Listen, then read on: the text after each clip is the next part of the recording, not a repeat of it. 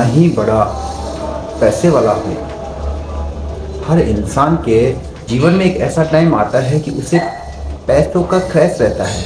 पैसे की रिक्वायरमेंट पड़ती ही पड़ती है, कितना ही बड़े पैसे वाला हो। और ऐसे में हर कोई व्यक्ति यह चाहता है कि मुझे ऐसी जगह से पैसा मिले जहाँ से कम प्रोसेस करनी पड़े, मेरी भाग दौड़ कम हो, जहाँ मुझे ज़्यादा रिक्वायरमेंट, ज़्यादा डॉक्यूमेंट्स की ज़रूरत ना पड़े, किसी के आगे हाथ ना फैलाना पड़े, इजीली पैसा मिल जाए।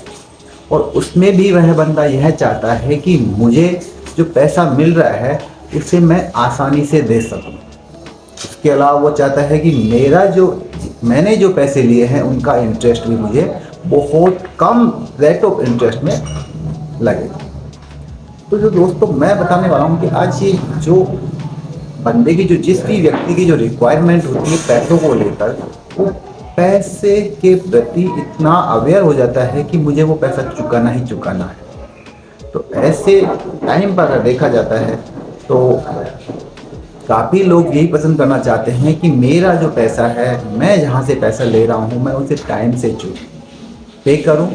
उसका जो EMI आए वो मेरे इच्छा के मुताबिक आए कि मैं इतना पैसा देना चाहता हूँ, वो इतना ही पैसा है। तो उसका रेट ऑफ इंटरेस्ट भी बहुत कम अमाउंट में लगे।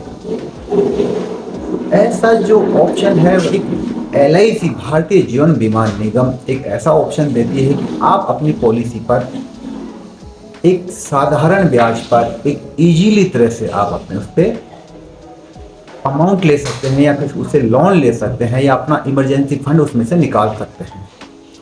तो ये जो आप इमरजेंसी फंड निकालते हैं उसमें रेट ऑफ इंटरेस्ट क्या लगता है, कई लोगों का मेरे पास यह कमेंट्स आए हैं। कई लोगों ने मेरे से फ़ोन करके यह पूछा है कि मैं अगर LIC से पैसा लेता हूं तो उसमें मेरा इंटरेस्ट क्या रहेगा और मुझे वह पैसा कैसे पे करना रहता है।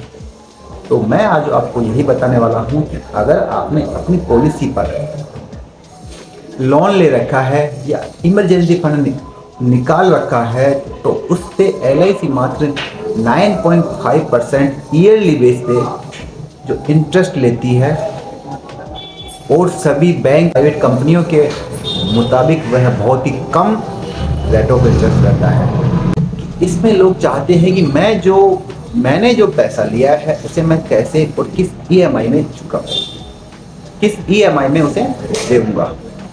तो देने के लिए जो इसमें आता है कि आप अपने पैसों को आप अपने इच्छा के मुताबिक कैसे भी उसे पे कर सकते हैं।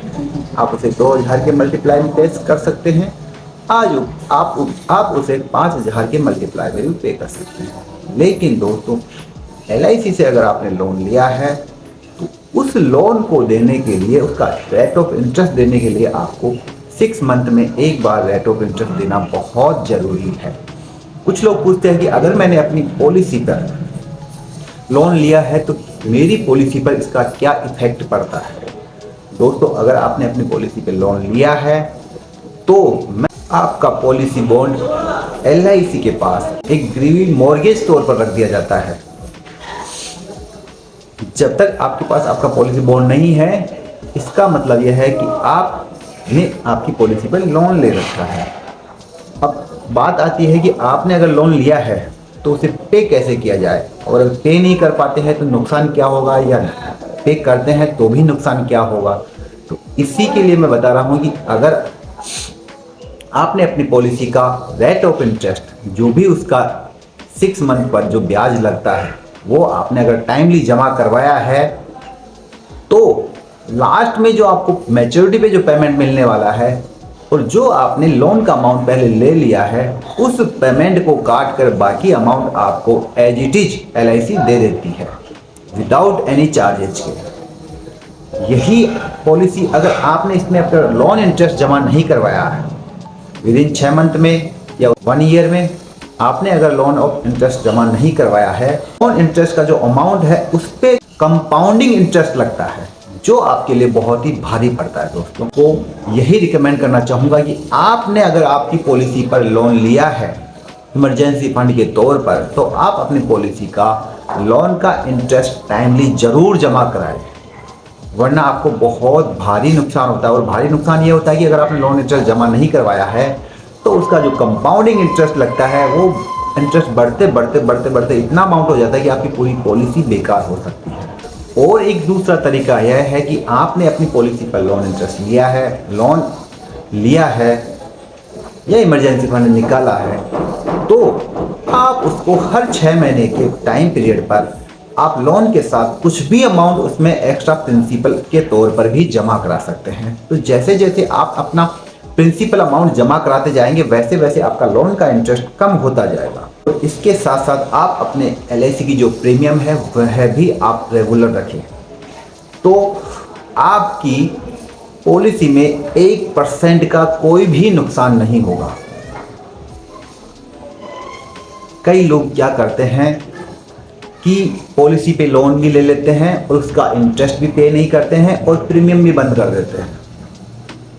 ऐसी सिचुएशन में आपकी पूरी पॉलिसी बेकार हो जाती है। तो कृपया करके ऐसा ना करें, आप अपनी पॉलिसी को रेगुलरली चलाएं और उसका जो रेट ऑफ इंटरेस्ट है, जो आपने फंड लिया है, उसका जो भी अमाउंट आता है 6 मंथ पर आप उससे भी टाइमली पे करें। इसी के साथ साथ मैं बता दूं कि अगर आपको इमरजेंसी फंड लेना चाहते हैं तो इसका क्या प्रोसेस है कि एक LIC से एक फॉर्म मिलता है, उस फॉर्म को आपको फिलअप करना है। उसमें जहाँ जहाँ साइन के लिए बोला जाता है वहाँ साइन कीजिएगा और उसके साथ साथ आपको अपना एक बैंक पासबुक का फोटोकॉपी या फिर एक कैंसिल चेक उसमें लगाना होता है, अपनी ID के साथ में उसे लगाना होता है। और यह काम आप अपनी होम ब्रांच में ही कर सकते हैं, आप किसी अन्य ब्रांच से यह पैसा नहीं ले सकते। तो दोस्तों आज की वीडियो में है इतना ही बताना चाहूँगा। वीडियो अगर अच्छा लगा हो तो आप लाइक, शेयर और सब्सक्राइब जरूर करें। सब्सक्राइब करने से क्या है कि मेरा जो भी नेक्स्ट वीडियो आएगा उसका नोटिफिकेशन आपको तुरंत मिलेगा। और दोस्तों अगर आपका कोई भी कमेंट्स हो तो मुझे कमेंट्स ज़रूर रखें, कमेंट्स ज़रूर दें, ताकि मैं आपके मुताबिक कोई भी अगर मेरे में कोई कमी हो तो मैं उसमें सुधार कर सकूं। Thank you so much. मिलते हैं नेक्स्ट वीडियो में, तब तक के लिए स्वस्थ रहें, मस्त रहें और इंश्योर रहें। धन्यवाद।